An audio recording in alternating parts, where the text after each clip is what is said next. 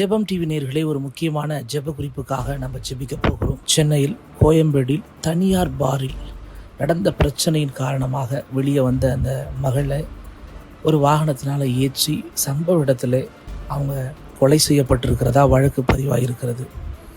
இது செய்தியாக நம்ம கடந்து போகாமல் நேயர்கள் நாம் இது ஜெபமாக மாற்றணும்.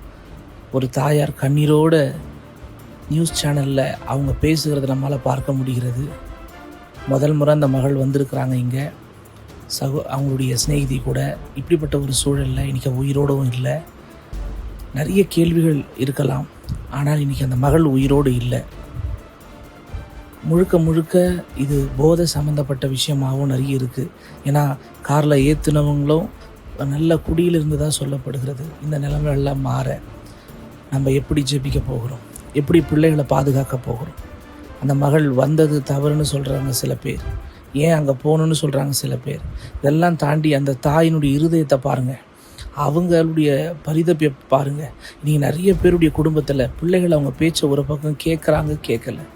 இன்னொரு பக்கம் இப்படிப்பட்ட மரணம், சரீரத்தில் பலவீனம், சரீரத்தில் காயம், தன் வேலையை இழந்து தன் வாழ்க்கை இழந்து நிறைய பேர் இருக்காங்க. இதெல்லாம் மையப்பொருளாக இந்த போதை பொருள்கள் இருக்கிறத நம்ம பார்க்கணும்.